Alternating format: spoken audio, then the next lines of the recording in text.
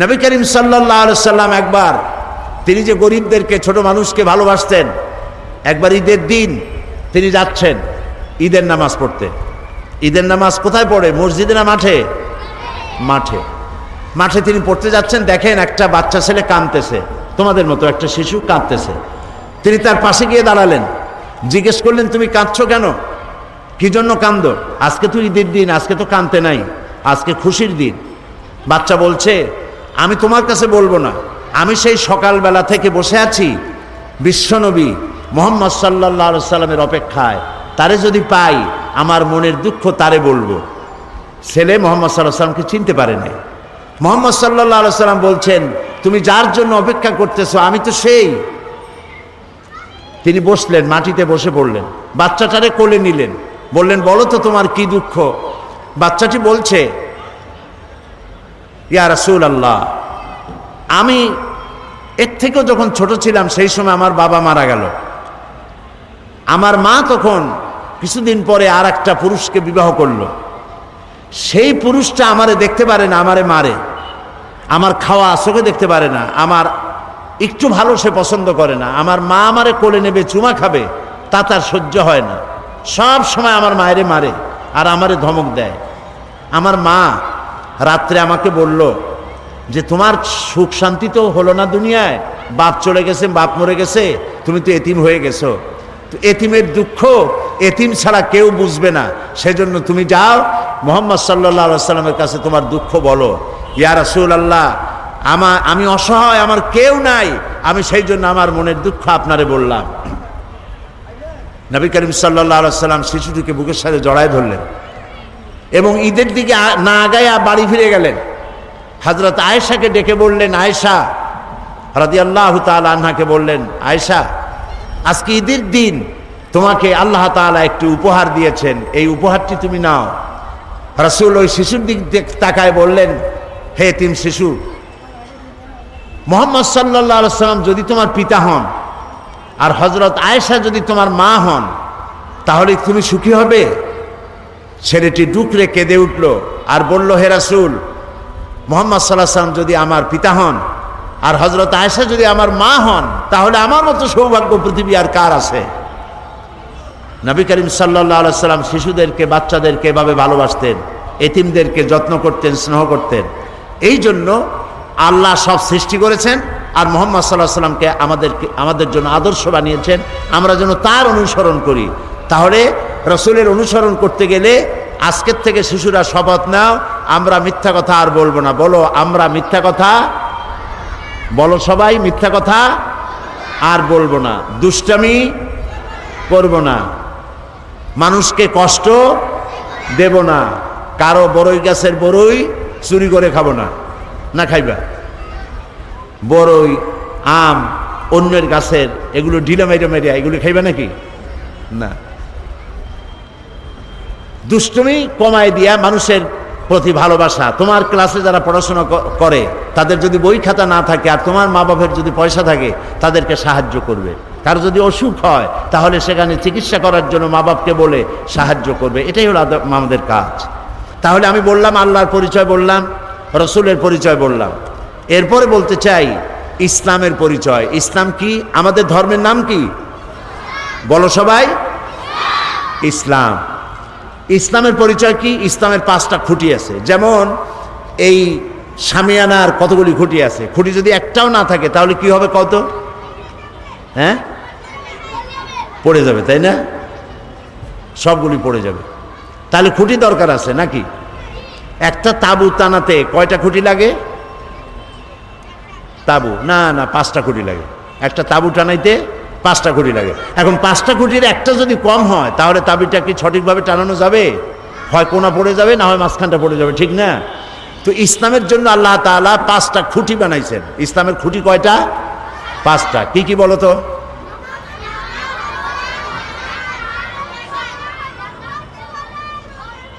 চারটে হয়ে গেছে। কালেমা দিয়ে এখান থেকে আসছে কলেমা।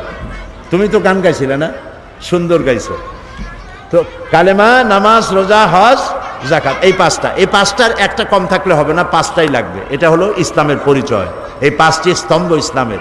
ইসলাম হলো একটি আদর্শের নাম যে আদর্শ অনুযায়ী আমাদের চলতে হবে, এবং সেই আদর্শ অনুযায়ী কিভাবে চলতে হবে তাই কোরআন শরীফে বলা আছে। এটার নাম কি?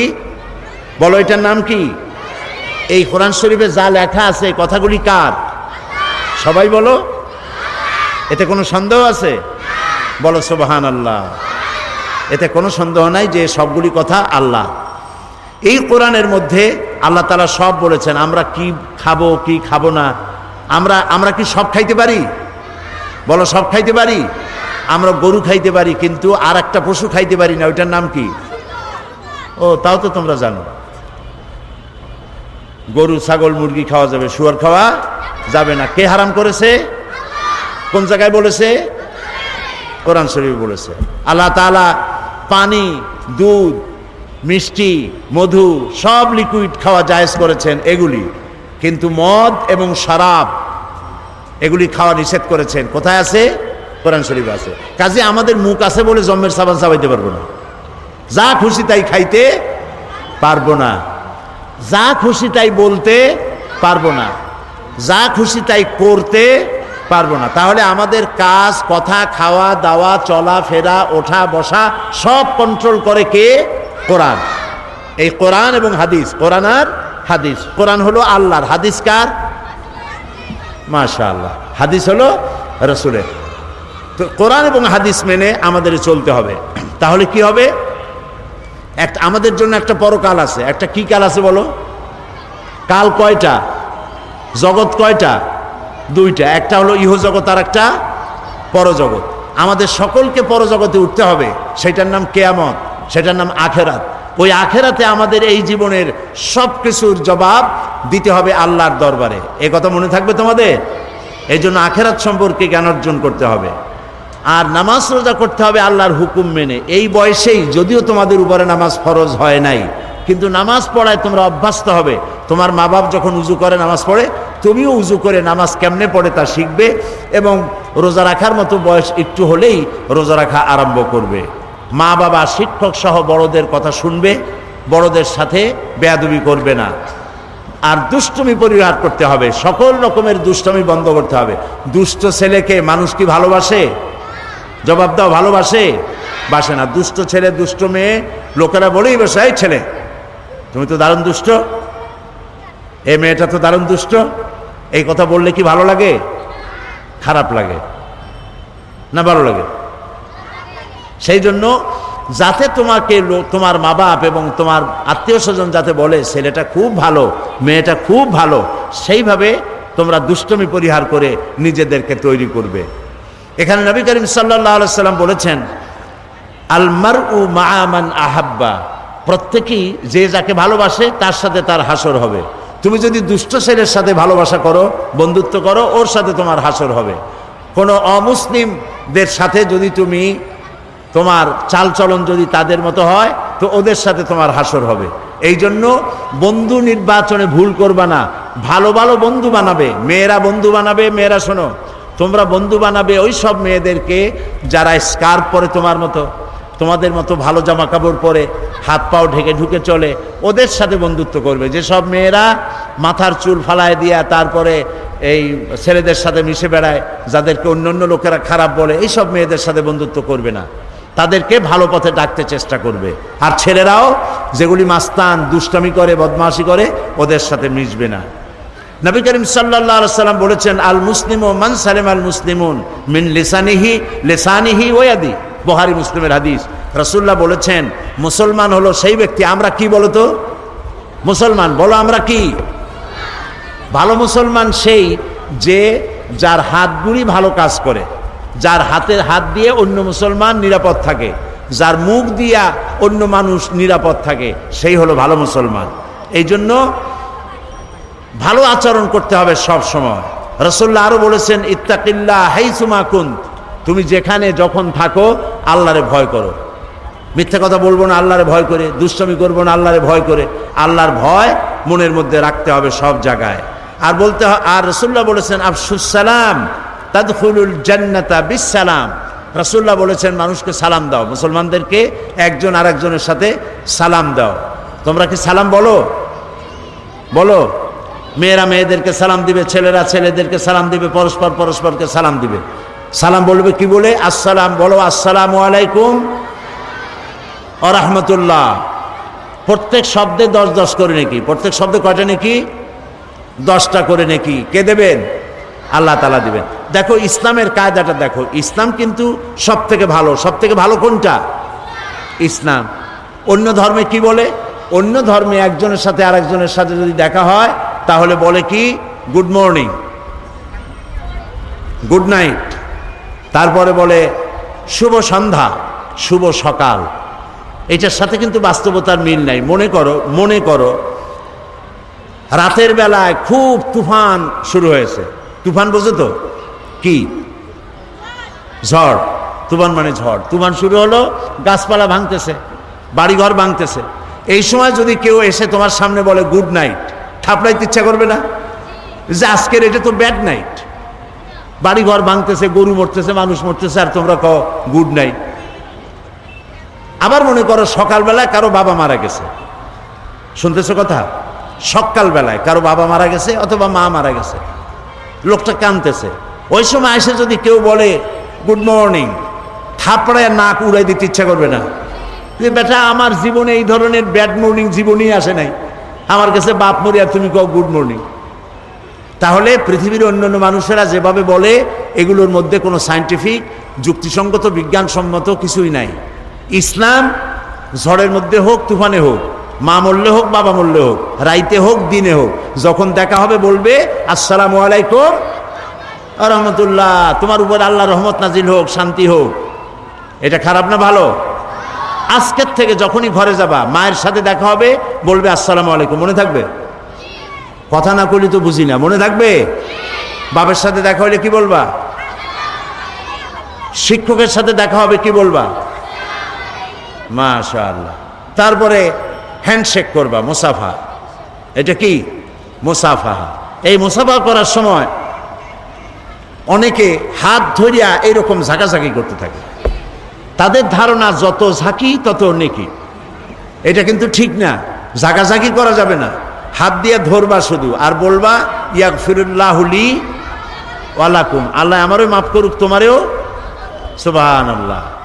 এটি হলো ইসলামী আদর্শ, ইসলামের চরিত্র। সেই জন্য একজন আরেকজনকে দেখা হবে, তোমরা সালাম দিবে। আর রাসূলুল্লাহ বলেছেন লা তাকুলু বিশিমাল ফাইন্না শাইতানা ইয়াকুলু বিশিমাল।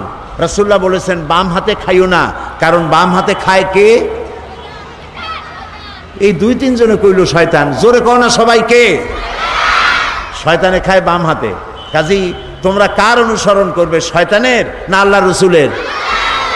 আল্লাহ রসুল বলছেন কি বাম হাতে খাওয়া যাবে না। যারে বাম খাইতে দেখো, অনেকে আছে বাম হাতে চা নিয়ে চা খায় বাম হাত দিয়ে, আছেন এরকম?